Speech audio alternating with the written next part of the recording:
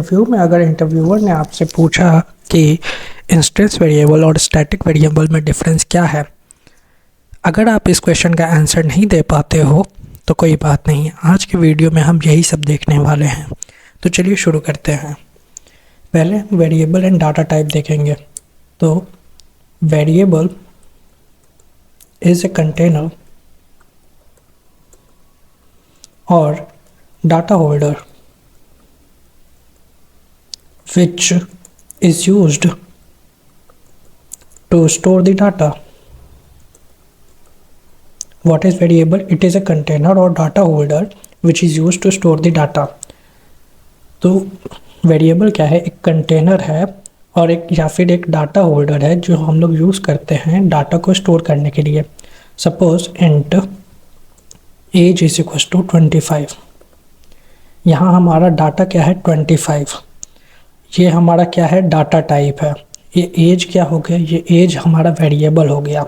तो variable is a container. तो variable एक कंटेनर है या फिर डाटा होल्डर है जो यूज़ होता है हमारा इस डाटा को स्टोर करने के लिए। हमारा 25 जो एक डाटा है उसको स्टोर करने के लिए हम लोग एज नंबर एक एज नाम के एक वेरिएबल में स्टोर करेंगे। आप इससे समझ सकते हो मेमोरी में ये एक हमारा एक कंटेनर बना देगा। उस कंटेनर के अंदर 25 नामक वैल्यू स्टोर हो जाएगा एंड इस वैल्यू को एक्सेस करने के लिए हम लोग उस वैल्यू का इस वैल्यू को एक्सेस करने के लिए हम लोग एज का यूज़ करेंगे। तो वेरिएबल क्या है? इट इज़ ए कंटेनर और data holder which is used to store the data. Next point, it is used to store or fetch the data। जैसा कि मैंने आपको बताया था कि ये अब जा कर के मेमोरी में एज नाम से एक जगह पे स्टोर हो जाएगा। उसके एज के अंदर ये 25 जा कर के स्टोर हो जाएगा।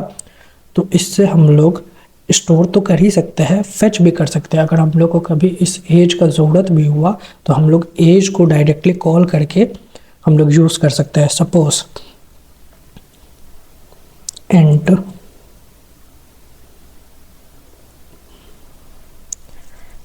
एक कंडीशन स्टेटमेंट लिखते हैं, if age greater than 18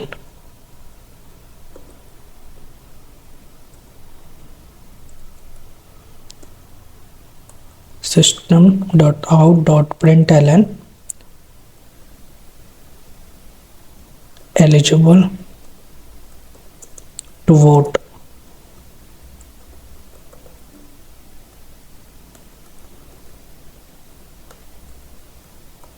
else। तो यहाँ पे हम लोग क्या देख रहे हैं? इस एग्जाम्पल में वो डाटा को हम लोग फेच कर रहे हैं जो हमने एज वेरिएबल बनाया था। इस डाटा को हम लोग फेच कर रहे हैं। फिर फेच करने के बाद देखेंगे कि ये जो 25 जो वैल्यू इसके अंदर स्टोर है वो अगर 18 से बड़ा है तो हम लोग ये प्रिंट करवा देंगे अपने स्क्रीन पे कि एलिजिबल टू वोट। अगर वो 18 से बड़ा नहीं है तो हम लोग ये प्रिंट करवा देंगे not eligible to vote.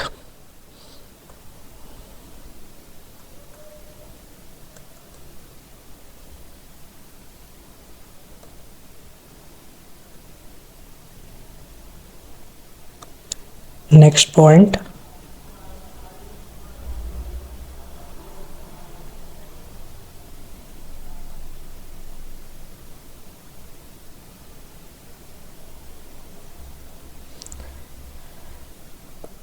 Data store in variable is not permanent.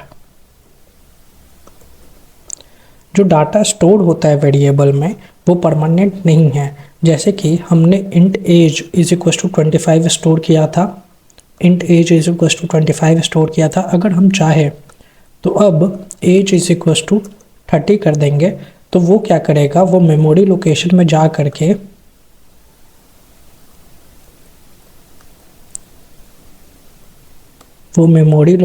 जा करके हमारे एज का वैल्यू 30 स्टोर कर देगा। इसके जगह अब वो 30 स्टोर कर देगा, 25 से वो रिप्लेस करके 30 कर देगा। अब अगर हम लोग इस स्टेटमेंट को रन करेंगे तब हमारा एज का वैल्यू वो 30 हो जाएगा। Next point, every data to be store is not every data to be stored in a variable has a life span। Okay, ये एक बहुत ही इम्पोर्टेंट पॉइंट है।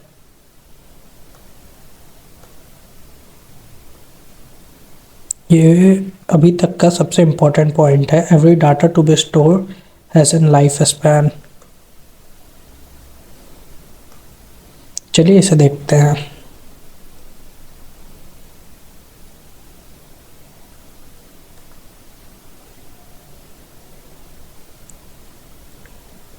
सपोज हमने एक मेथड बनाया पब्लिक स्टैटिक वॉइड ऐड।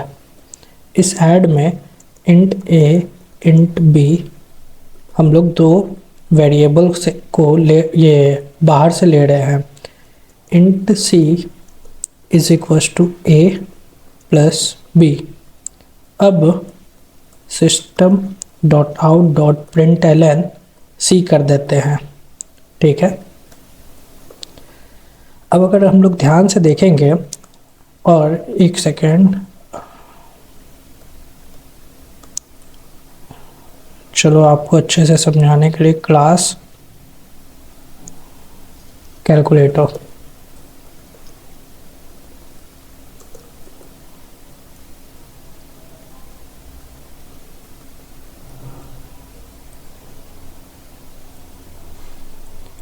अब मेन मेथड बनाते हैं हम लोग पब्लिक स्टैटिक वॉइड मेन, ठीक है। स्ट्रिंग आर्ग्यूमेंट्स,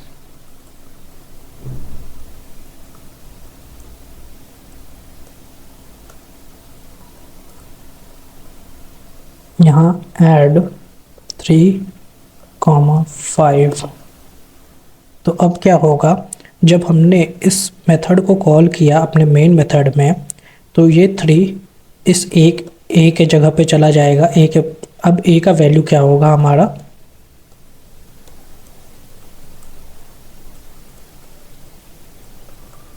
अब ए का वैल्यू हमारा हो गया है 3 और बी का वैल्यू हमारा हो गया है 5।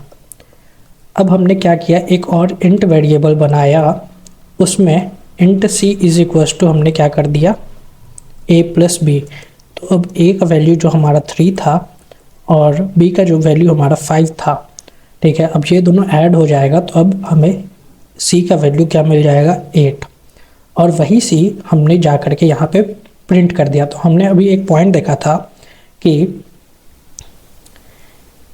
Variable is use to store और फेच द डाटा। तो यहाँ पे हम लोग वी आर फेचिंग द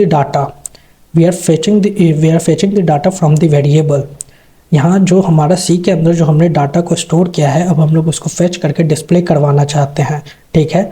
तो ये अगर आप लोग देखोगे तो ये हमारा इस मेथड के अंदर में हमने इस मेथड के अंदर हमने इस इंट सी को क्रिएट किया था, ठीक है। तो हम लोग इस मेथड के अंदर इंट सी को कॉल कर सकते हैं, बट अगर हम इसी इंट सी वेरिएबल को बाहर कॉल करने जाएंगे तो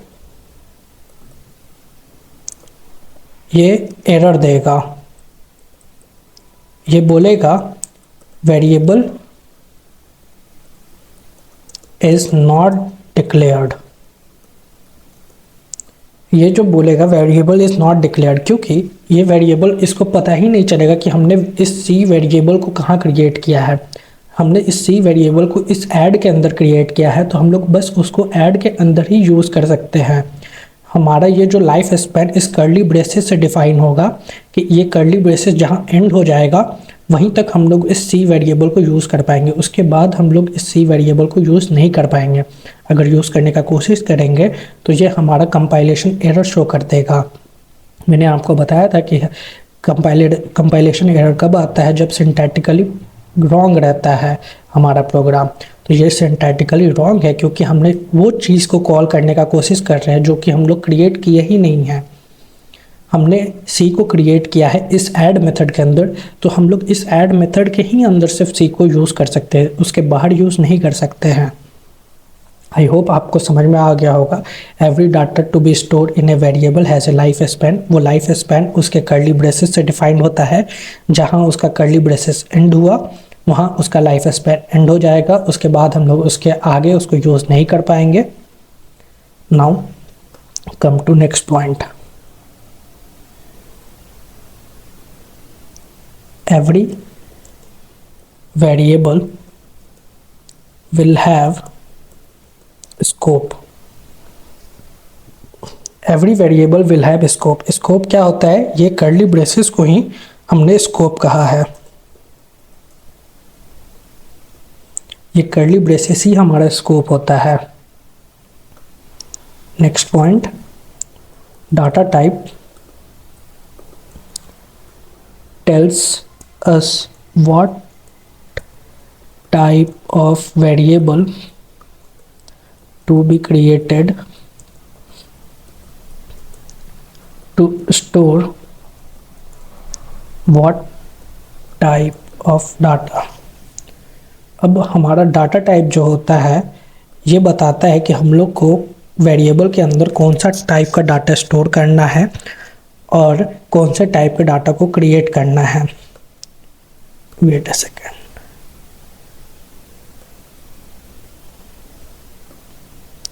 suppose int a is equal to 25। ठीक है। अब ये डाटा टाइप जो है, ये हमारा int डाटा टाइप ये बताता है कि हम लोग को कौन सा वेरिएबल के अंदर कौन से टाइप के डाटा को स्टोर करना है।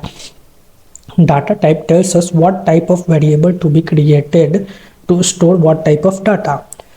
हम लोग को किस टाइप का वेरिएबल क्रिएट करना है टू स्टोर करने के लिए उस डाटा को। तो हमने इंटीजर टाइप का वेरिएबल इंटीजर टाइप का हमने डाटा टाइप लिया है। तो अब हम लोग वेरिएबल में इंटीजर टाइप के ही डाटा को स्टोर कर सकते हैं। इसके अंदर हम लोग स्ट्रिंग जैसे डाटा को स्टोर नहीं कर सकते हैं। अगर हमने कोशिश भी किया तो यह हमारा it will give compilation error, क्योंकि हम लोग ए जो हमारा इंट टाइप का डाटा है उसके अंदर स्ट्रिंग को स्टोर करने की कोशिश कर रहे हैं। टू अवॉइड दिस एरर हम लोग को ए के अंदर इंटीजर टाइप के ही डाटा को स्टोर करना चाहिए। चलिए अब हम लोग सिंटैक्स देखते हैं।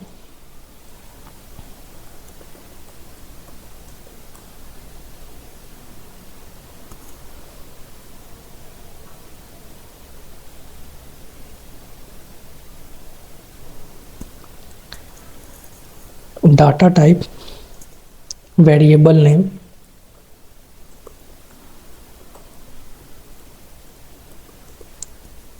Then data. ये हमारा सिंटैक्स हो गया। अब हम लोग को इसी सिंटैक्स को फॉलो करना है। हम लोग अगर कोई भी अपना डाटा टाइप हमारा इंट, डबल, फ्लोट, कैर ये सब डाटा टाइप हो गया। इसके बाद हमें अपना वेरिएबल का नाम देना चाहिए जैसे कि ऐड। फिर उसके बाद हमने अपना डाटा स्टोर करना चाहिए। तो ये हमारा सिंटैक्स हो गया कोई भी वेरिएबल डिक्लेयर करने के लिए। अब हम लोग देखते हैं types of variable.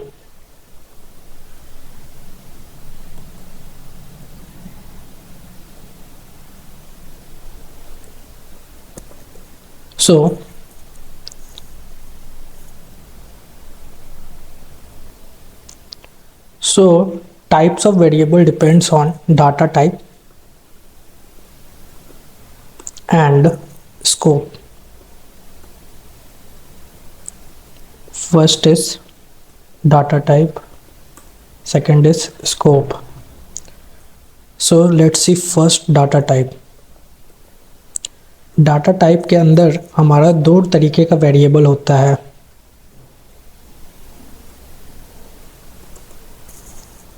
First one is primitive variable, second one is non-primitive variable।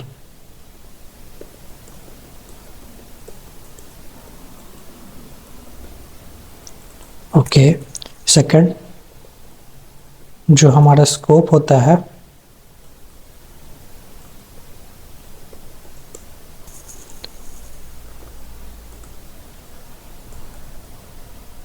उसके अंदर तीन तरीके के वेरिएबल होते हैं। Local variable, static variable, non static variable.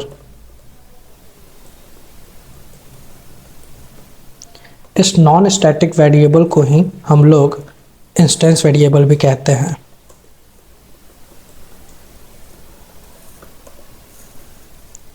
तो चलिए अब शुरू करते हैं। पहले डाटा टाइप के अंदर जो हमारे दोनों टाइप के वेरिएबल होते हैं उसको देखते हैं। So first one is,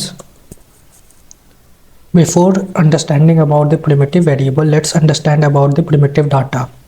primitive data क्या होता है? अगर हम लोग primitive data समझ लेते हैं तो primitive variable हमें समझने में बहुत ही easy होता है। The data which can be stored in single block of memory, the data which can be stored in single block of memory is called primitive data। ठीक है, जैसे हमने primitive data क्या होता है, the data which can be stored in a single block of memory is called primitive data। जैसे कि हमने एग्जाम्पल समझा था एज का, इस एज को, एज इज इक्वल टू 25, इस एज को हम लोग एक सिंगल ब्लॉक ऑफ मेमोरी में, ये क्या है, ये हमारा एक सिंगल ब्लॉक है मेमोरी का, उसके अंदर हम लोग इस एज को स्टोर कर रहे हैं, 25 को स्टोर कर रहे हैं, इसलिए इसको प्रिमिटिव डाटा कहेंगे। जैसे कि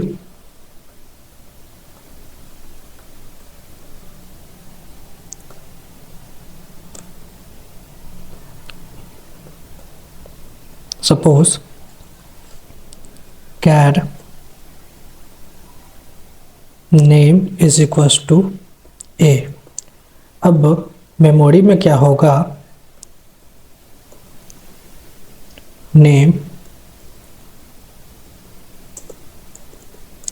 हाँ, तो प्रिमिटिव डाटा क्या होता है, the data which can be store in a single block of memory, ये एक सिंगल ब्लॉक ऑफ मेमोरी में इस डाटा को स्टोर कर रहा है, इस कॉल्ड द प्रिमिटिव डाटा। जो मल्टीपल ब्लॉक ऑफ मेमोरी में स्टोर होगा उसको हम लोग नॉन प्रिमिटिव डाटा बोलेंगे। The data which can be store in multiple block of memory is called non primitive data.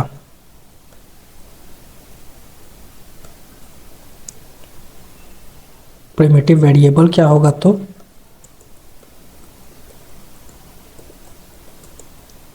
the variable which is created to store the primitive data is called as primitive variable। जो variable create होता है store करने के लिए primitive data को, उसको हम लोग प्रिमिटिव वेरिएबल बोलते हैं। ये हमने वेरिएबल क्रिएट किया, the variable which is created to store primitive data, to store primitive data is called primitive variable. हम लोग प्रिमिटिव डाटा को स्टोर कर रहे हैं एक वेरिएबल में, तो उसको प्रिमिटिव वेरिएबल बोलेंगे। ये प्रिमिटिव डाटा क्या होता है, जो सिंगल ब्लॉक ऑफ मेमोरी में स्टोर हो जाए, जो सिंगल ब्लॉक ऑफ मेमोरी में जो स्टोर हो जाए डाटा, उसको प्रिमिटिव डाटा बोलते हैं। Now let's C non primitive data.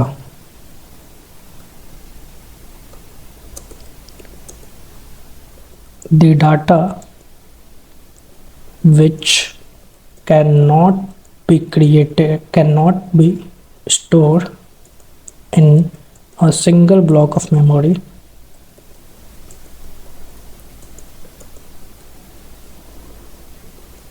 but require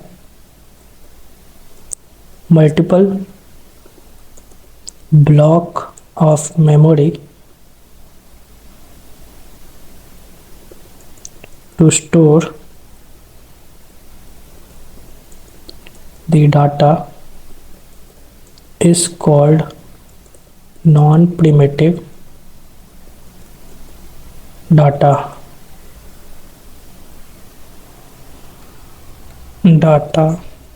So the data which cannot be stored in single block of memory but require multiple block of memory to store the data is called non-primitive data. Let's take an example of string message is equals to hello. अब ये जो हमारा hello होगा वो हमारा memory में जा करके HELLO ऐसे करके स्टोर होगा।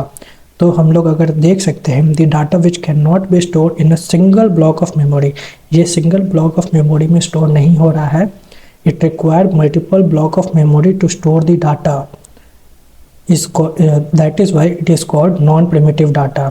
ये मल्टीपल ब्लॉक ऑफ मेमोरी इसको ज़रूरत पड़ता है इसको स्टोर करने के लिए, इसलिए इसको नॉन प्रिमिटिव डाटा बोलते हैं। नाउ अब नॉन प्रिमिटिव वेरिएबल क्या होता है?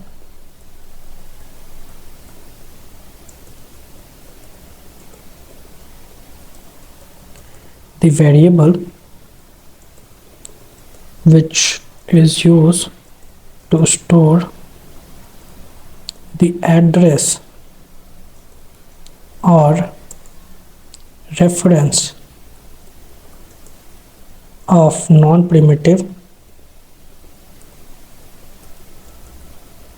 data is called non-primitive variable. The variable which is used to store the address or reference of non-primitive data is called non-primitive variable. अगर आप देख सकते हो ये मैसेज हमारा नॉन प्रिमिटिव वेरिएबल है क्योंकि ये हमारा स्टोर करता है नॉन प्रिमिटिव डाटा को।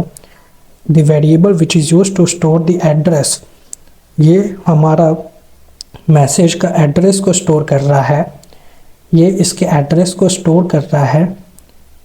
मैसेज जो है वो हमारा एक नॉन प्रिमिटिव वेरिएबल होगा क्योंकि वो हमारे डाटा के एड्रेस को स्टोर कर रहा है। ये आप देख सकते हो मैसेज हमारा वैल्यू के एड्रेस को स्टोर कर रहा है जो 1000 है, इसलिए उसको नॉन प्रिमिटिव वेरिएबल बोलते हैं। Now let's see variable based on scopes. Variable based on scope,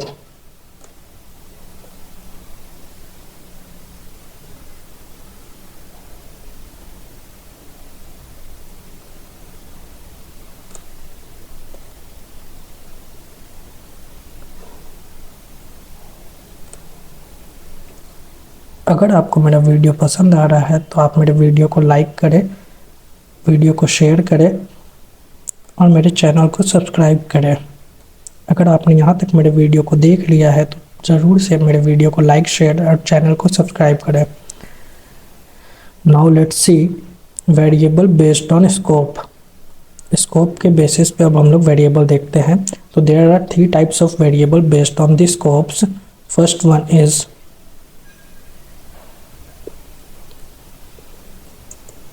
local variable.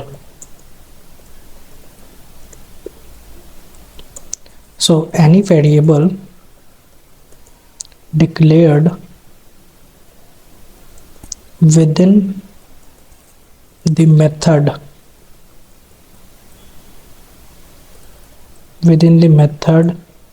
block constructor block instance block, such variable called local variable.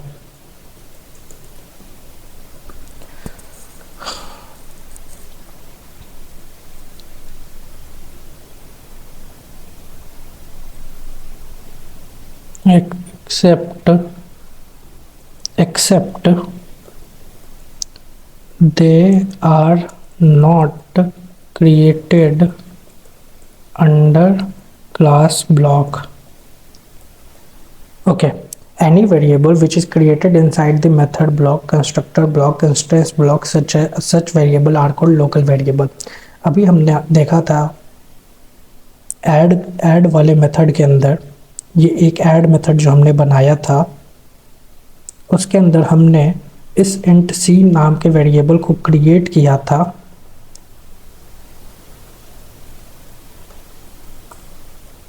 इस ऐड वाले वेरिएबल में हमने जो इस int c को क्रिएट किया था ये हमारा लोकल वेरिएबल कहलाता है। Any variable declared within the method, जो मेथड के अंदर डिक्लेयर होता है, such variable are called local variable. अब हम लोग देखते हैं जो वेरिएबल कंस्ट्रक्टर के अंदर कैसे हम लोग डिक्लेयर कर सकते हैं वेरिएबल को। सपोज क्लास डेमो हमने क्रिएट किया,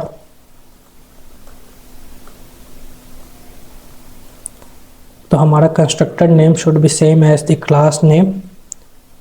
ये हमने कंस्ट्रक्टर भी क्रिएट कर दिया। यहाँ पे हमने ऐसे कंस्ट्रक्टर, ये हमारा एक नॉन पैरामीटराइज कंस्ट्रक्टर हम बना रहे हैं। इस नॉन पैरामीटराइज कंस्ट्रक्टर मतलब जिस कंस्ट्रक्टर के अंदर कोई पैरामीटर नहीं देते हैं। पैरामीटराइज मतलब पैरामीटर मतलब क्या होता है, ये इंट ए इंट बी एक तरीके का पैरामीटर है जो हमने इस ऐड मेथड के अंदर दिया है। अगर हम लोग चाहे तो कंस्ट्रक्टर के अंदर भी पैरामीटर दे सकते हैं, उसको पैरामीटराइज कंस्ट्रक्टर बोलते हैं। इस पैरामीटर के हमने अंदर कोई कंस्ट्रक्टर, इस पैरामीटर के अंदर हमने कोई वेरिएबल पास नहीं किया है, इसलिए इसको नॉन पैरामीटराइज कंस्ट्रक्टर बोलेंगे। अगर इसके अंदर इंट सी हम लोग क्रिएट करते हैं 2 + 3 और system.out.println करके इस सी को प्रिंट करवाएंगे, तो ये हमारा हो गया local variable. Any variable declared within the method and or within the constructor block or instance block such variable are called local variable। और instance block क्या होता है वो आपको मैं आगे के क्लास में बताऊंगा, बस आप ये समझो इंस्टेंस ब्लॉक में क्या होता है। जब हम लोग कंस्ट्रक्टर क्या होता है, कंस्ट्रक्टर जो हम लोग क्लास के नेम को बोलती है, क्लास के नेम के साथ हम लोग अगर कोई भी क्रिएट करेंगे, क्लास का नेम और जो हम लोग कंस्ट्रक्टर का नेम सेम होना चाहिए, तो वो कंस्ट्रक्टर हो गया।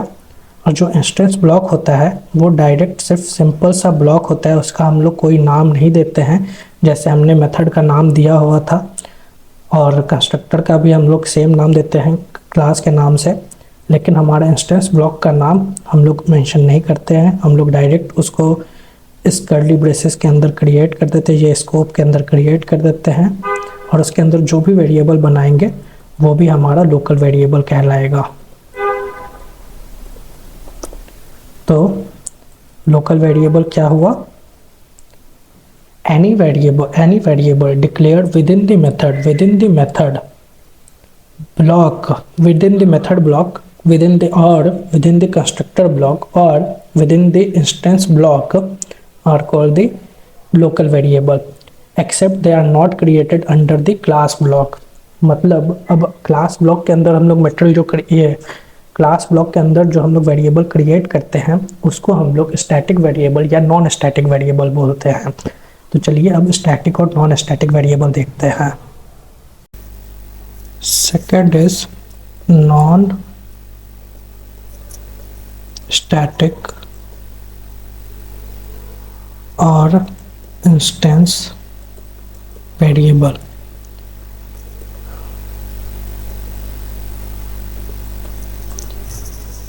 So what is non-static or instance variable? An instance variable is an object level variable that stores data specific to each object and every object has its own separate copy. What is instance variable? An instance variable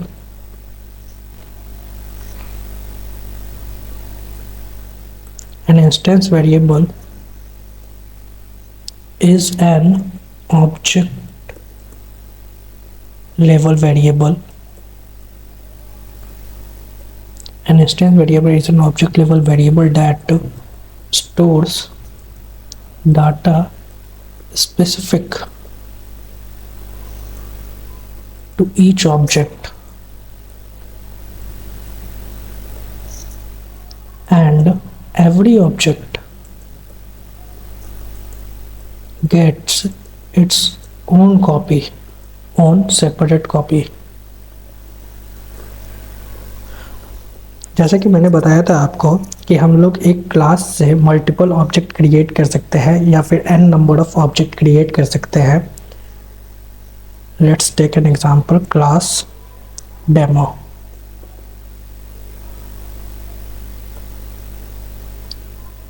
आप मेरे object class and object वाले video में भी आपने देखा होगा.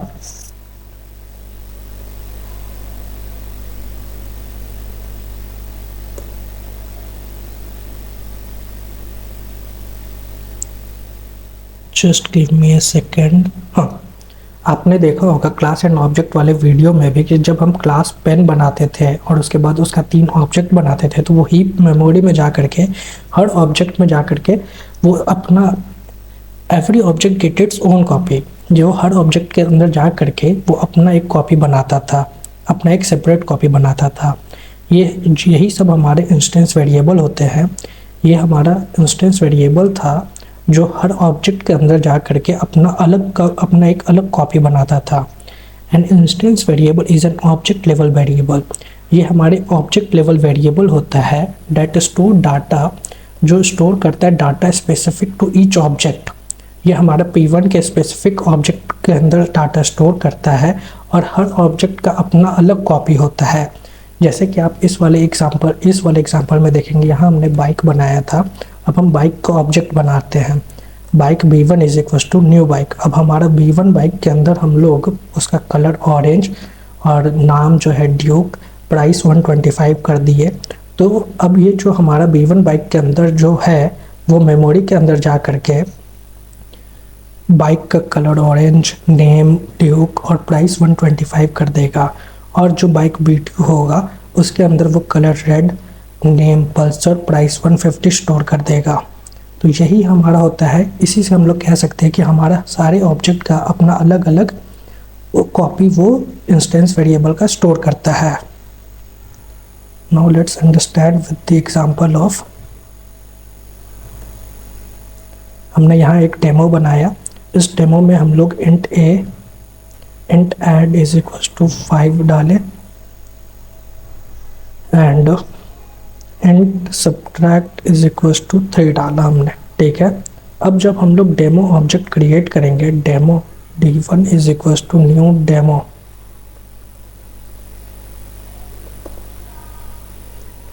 Demo d2 is equal to new demo. तो अब क्या होगा कि D1 के अंदर जो है वो ऐड और सब्ट्रैक्ट दोनों ऑब्जेक्ट स्टोर हो जाएगा और D2 के अंदर भी ऐड और सब्ट्रैक्ट ये D2 ऑब्जेक्ट के अंदर भी ऐड और सब्ट्रैक्ट स्टोर हो जाएगा. ये क्योंकि ये ऐड और अगर हम लोग चाहे तो D2 डॉट सब इज इक्वल टू 7 कर देंगे. तो हमारा D2 के अंदर ऐड का वैल्यू 5 हो जाएगा और सब्ट्रैक्ट का वैल्यू 7 हो जाएगा. क्योंकि हम लोग इसको इस तरीके से समझ सकते हैं कि an instance variable is an object level variable that store data specific to each object. हमारे ऑब्जेक्ट के स्पेसिफिक वो डाटा स्टोर करता है. अगर हमने डाटा को चेंज करना चाहेंगे तो हम वो चेंज कर देंगे. तो हमारे उस ऑब्जेक्ट के अंदर जब हम लोग system.out.println करेंगे और D2 डॉट सब करेंगे तो हमको वो 7 शो करेगा. वही अगर हम लोग system.out.println D1 डॉट सब करेंगे तो वो हम लोग को 3 शो करेगा. क्योंकि हमारा ऑब्जेक्ट के अंदर हमने सब का वैल्यू D1 के अंदर जो हमारा सब का वैल्यू है वो 3 ही रहेगा और D2 के अंदर जो है हमारा सब का वैल्यू 3 से चेंज होकर के 7 हो जाएगा. क्योंकि it is a object level variable and it store data specific to each object. ये ऑब्जेक्ट के स्पेसिफिक, हर ऑब्जेक्ट का अपना अपना डाटा स्टोर करता है। And every object get its own separate copy, और हर उस ऑब्जेक्ट का अपना एक सेपरेट कॉपी होता है, जिस कारण से वो हम लोग को ये कॉन्फ्लिक्ट अराइज नहीं होता है इन दोनों वेरिएबल के डाटा के बीच में। Next point is instance variable belongs to an object of a class। जैसा कि मैंने बताया था कि इंस्टेंस वेरिएबल जो होता है, ये जो हमारा इंस्टेंस वेरिएबल है,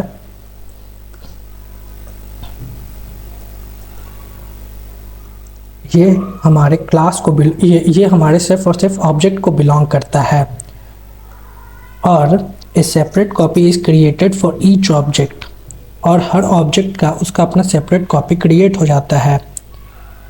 instance variable are declared inside a class but outside a method, constructor and block. Instance variable are declared inside a class but outside of a method, constructor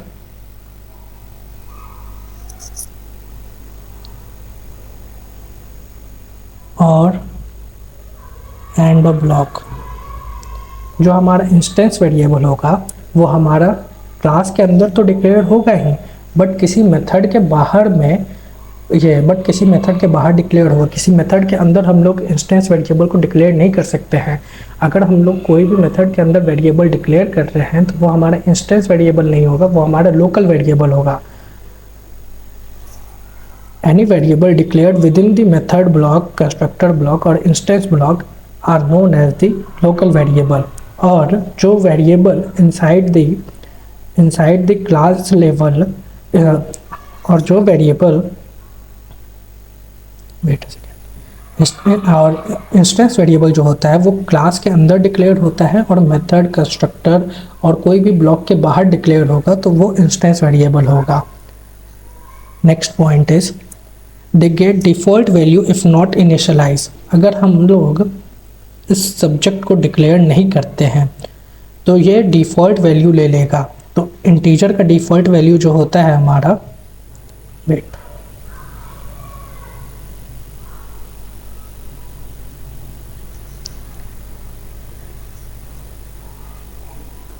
instance variable get the default value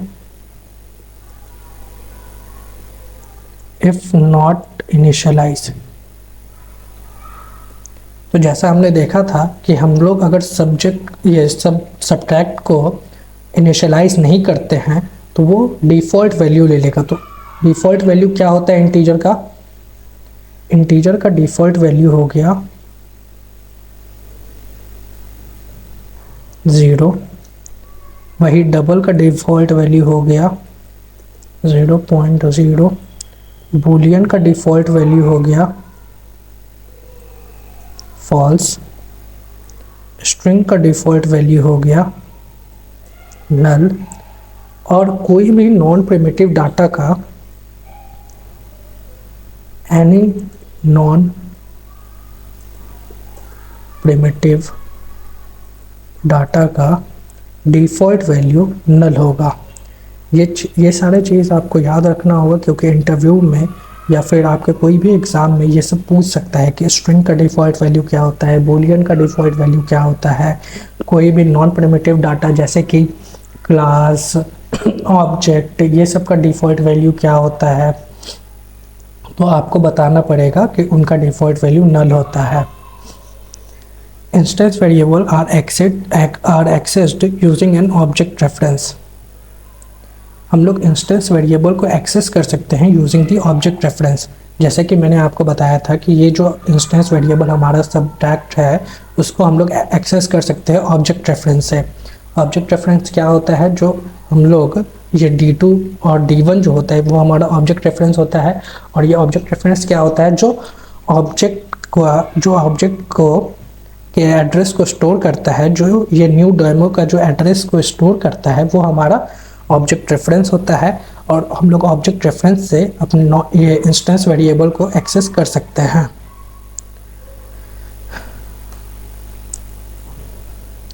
We can access instance variable by an object reference.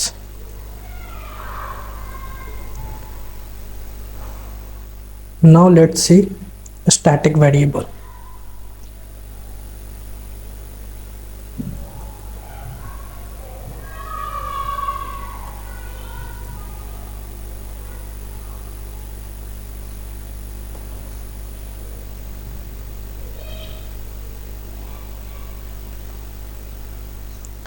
So a static variable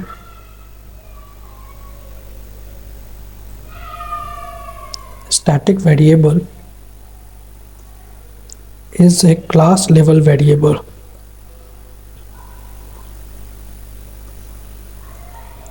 that has only one shared copy for all objects of the class. Static variable जो होता है वो class level variable होता है जिसका सिर्फ और सिर्फ एक शेयर्ड कॉपी होता है सारे ऑब्जेक्ट के लिए उस क्लास में। सपोज हम लोग क्लास बाइक बनाते हैं, ठीक है। और सबसे इम्पॉर्टेंट बात, जो हम लोग स्टैटिक वेरिएबल डिक्लेयर करते हैं उसके आगे हम लोग को स्टैटिक कीवर्ड का यूज़ करना पड़ता है, तभी जाकर के हमारे कंपाइलर को पता चलेगा कि वो हम लोग स्टैटिक वेरिएबल बनाए हैं। स्टैटिक इंट प्राइस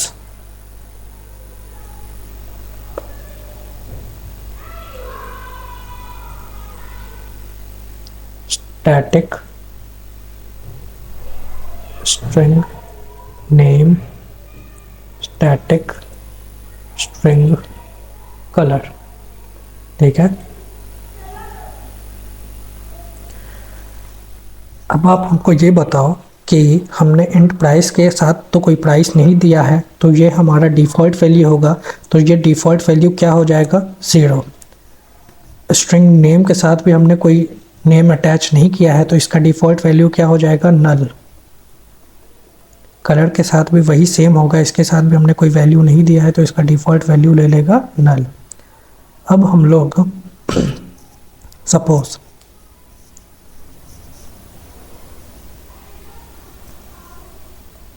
एक ऑब्जेक्ट बनाते हैं, bike B1 is equal to new bike, ठीक है। Bike B2 is equal to new bike,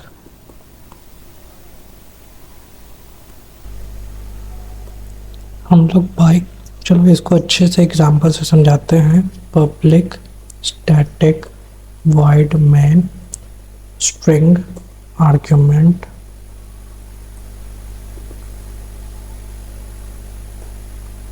ठीक है।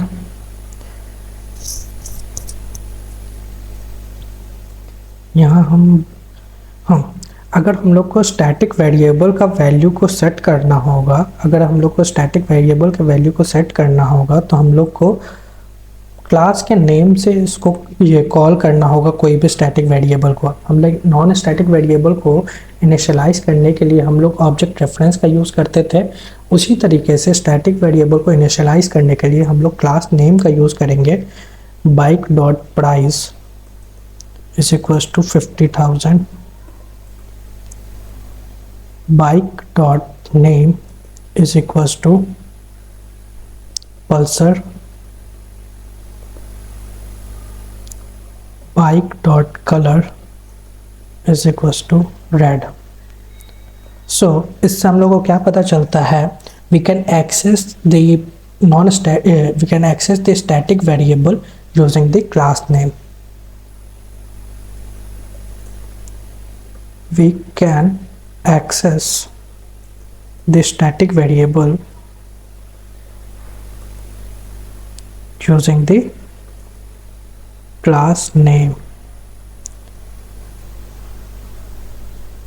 And one more point, a static variable is loaded when the class is loaded. A static variable is loaded when the class is loaded. Sorry, I forgot one point in the non-static variable. It gets loaded when we create the object. Without creating an object, instance variable cannot get loaded inside the memory. तो जब भी हम लोग अपना object create करेंगे तभी जा कर के हमारे सारे इंस्टेंस वेरिएबल उस ऑब्जेक्ट के अंदर स्टोर होंगे. उसी तरीके से जब भी हम लोग क्लास को load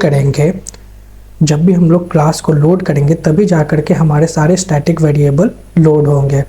static variable is loaded when the class is loaded. ठीक है.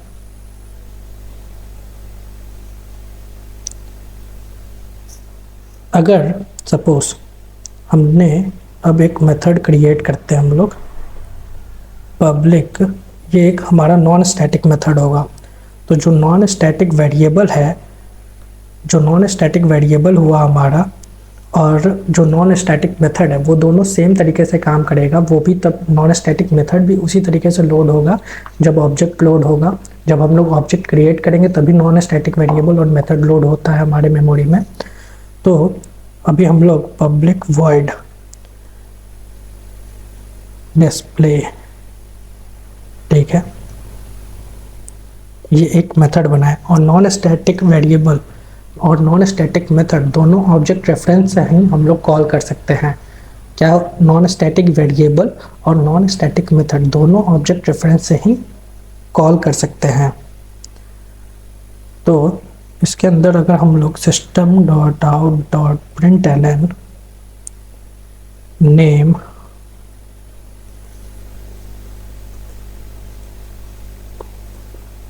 प्राइस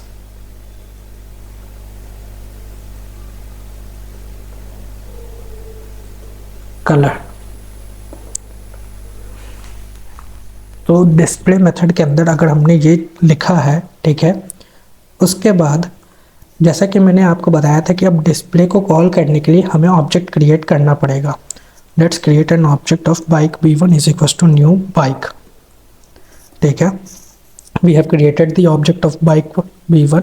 अब हमारा नॉन स्टैटिक मेथड को कॉल करने के लिए हमें ये ऑब्जेक्ट रेफरेंस का यूज़ करना पड़ेगा. So before doing that let's change the name. Let's change the color. b1 dot color is equals to orange. ठीक है. अब हम लोग क्या करते हैं, b1 dot डिस्प्ले को कॉल कर देते हैं. अब हम लोग नॉन स्टैटिक मेथड को कॉल कर देते हैं. Now let's create one more bike b2 is equals to new bike. ठीक है, b2 dot colour, b2 dot display.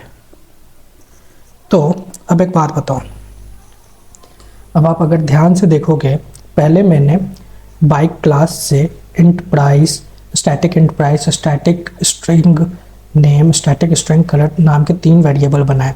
ठीक है, उसके बाद मेन मेथड में आ करके मैंने इन तीनों को इनिशियलाइज किया. Bike dot price is equal to 50,000 किया, bike dot name is equal to Pulsar किया, bike dot colour is equal to red किया. तो अब हमारे बाइक का प्राइस 50,000, बाइक का नेम पल्सर, बाइक का कलर रेड हो गया.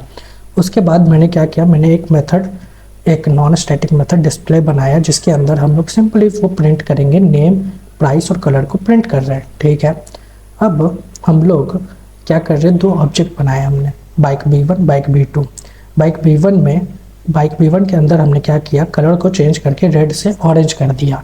उसके बाद डिस्प्ले करवाएंगे तो हमारा क्या डिस्प्ले होना चाहिए, 50,000 पल्सर ऑरेंज। ठीक है, अब बाइक B2 में हमने जब न्यू बाइक किया और फिर B2 से भी डिस्प्ले करवाया तो क्या डिस्प्ले होना चाहिए हमारा, 50,000 पल्सर ऑरेंज या फिर 50,000 पल्सर रेड। तो यहाँ पे जो डिस्प्ले होगा वो 50,000 पल्सर रेड डिस्प्ले होगा। क्यों रेड डिस्प्ले होगा, क्योंकि static variable is a class level variable. ये हमारा क्लास लेवल वेरिएबल होता है that has only one shared copy for all the object of the class, जिसका सिर्फ एक शेयर्ड कॉपी होगा सारे ऑब्जेक्ट के लिए। क्लास में हमने जितने भी ऑब्जेक्ट बनाए हैं सभी के लिए सिर्फ एक शेयर्ड कॉपी होगा। जैसे कि हमारा नॉन इंस्टेंस वेरिएबल में हमने अगर अपने इंस्टेंस वेरिएबल को चेंज किया तो वो हमारे सारे ऑब्जेक्ट के लिए चेंज हो जाता था। यहाँ डायरेक्ट इसका अपोजिट होता है। अगर हमने अपने स्टैटिक वेरिएबल में किसी ऑब्जेक्ट के अंदर उसको चेंज किया तो वो दूसरे ऑब्जेक्ट के अंदर डिस्प्ले नहीं होगा, वो चेंज उस दूसरे ऑब्जेक्ट के अंदर शो नहीं करेगा। चलिए मैं आपको इसको ऑनलाइन कंपाइलर के अंदर करके दिखाता हूँ। चलिए इस कंपाइलर पे हम लोग रन करके देखते हैं। यहाँ पे अगर आप देख सकते हैं static enterprise, static string name, static string colour, फिर हमने इनिशियलाइज़ किया अपने मेन मेथड के अंदर 50,000 पल्सर रेड, फिर हमने बाइक B1 के अंदर इसका कलर चेंज करके ऑरेंज कर दिया, फिर उसके बाद डिस्प्ले मेथड को हमने कॉल किया, फिर उसके बाद बाइक B2 के अंदर भी हमने सिर्फ डिस्प्ले मेथड के अंदर कॉल किया। आप देख सकते हैं यहाँ पे पल्सर 50,000 ऑरेंज, पल्सर 50,000 ऑरेंज। अब अगर उसी जगह पे ये हमारा स्टैटिक वेरिएबल हो गया। अब एक नॉन स्टैटिक वेरिएबल से भी ले लेते हैं, एंड माइलेज नहीं, string owner name, string owner is equals to Aditya. ठीक है, फिर यहाँ पे हमने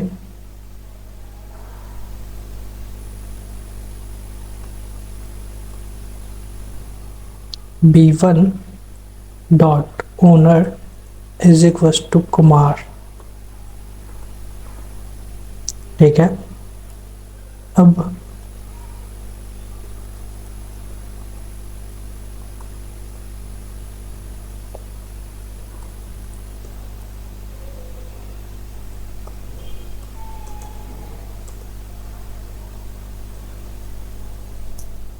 आप देख सकते हो मैंने string owner is equals to Aditya किया था, फिर उसके बाद मैंने क्या किया, बाइक B1 के अंदर ओनर का नाम को कुमार चेंज कर दिया। बाइक B1 के अंदर ओनर के नाम को मैंने कुमार चेंज किया। फिर बाइक B2 के अंदर मैंने कोई चेंजेस नहीं किया, मैंने डायरेक्ट डिस्प्ले मेथड को कॉल किया। तो क्या हुआ, उसने आदित्य को ही यूज़ किया। क्यों आदित्य को यूज़ किया, क्योंकि हमने जैसे कि इंस्टेंस वेरिएबल में देखा था ईच ऑब्जेक्ट का जो भी ऑब्जेक्ट होता है उसका अपना सेपरेट कॉपी क्रिएट हो जाता है इंस्टेंस वेरिएबल का। तो आदित्य जो हमारा B2 ऑब्जेक्ट के लिए था वो वही रहेगा, बट B1 में जो आदित्य को हमने चेंज कर दिया कुमार से। और हमारा स्टैटिक वेरिएबल क्या होता है कि वो क्लास के अंदर जितने भी हम लोग ऑब्जेक्ट क्रिएट करते हैं वो सबका एक सिंगल कॉपी ही बनाता है। और इसी वजह से जब हमने अपने क्लास के नेम से इनिशियलाइज़ किया, bike price is equal to 50,000, name is equal to Pulsar, colour is equal to red, और फिर जा कर के हमने बाइक B1 में कलर को चेंज कर दिया, तो वो हमारा बाइक B2 में भी वही कलर शो करेगा। आई होप आपको आज का क्लास समझ में आया हो।